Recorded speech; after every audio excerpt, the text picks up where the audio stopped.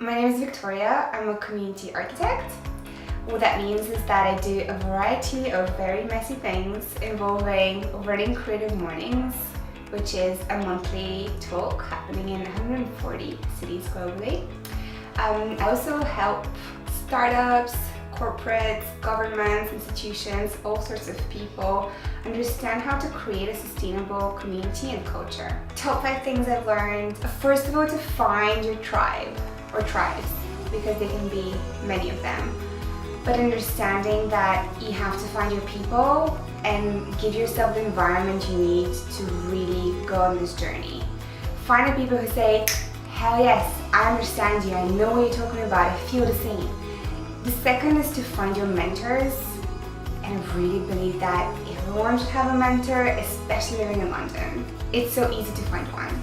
Even if it's just tweeting to someone you find really awesome, or sending an email to that one person that you say, oh, I really want to know how they did it. What did they do? Where did they start? I don't know. I think it's so easy and we all should do it. Another thing that I learned is that people are like kaleidoscopes. So every person you meet changes your perspective a little bit when you talk with them. So keep meeting people all the time.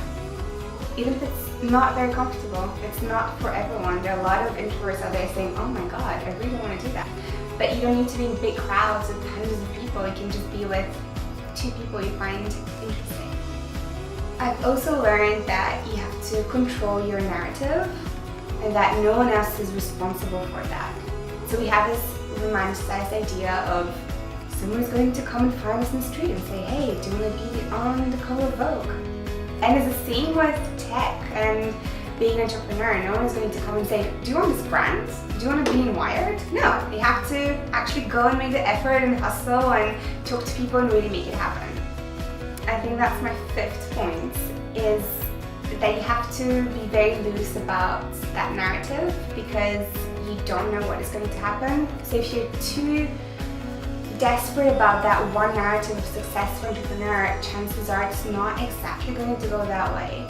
So my big advice is to really hold this very lightly and know the direction you want to go into, but not necessarily try to control every move. My challenge to you is to take out your phone right now and to contact someone who you find either interesting, intriguing, or just infuriating. Someone who you have been wanting to start a conversation with, but you haven't yet. Because you think, why should that person care? They don't know about me, they're just some journalist on Twitter, or a startup founder I've been admiring for years. The thing is, people really care. All you have to do is get in touch. Promise, give it a try. And tweet back to us with their responses.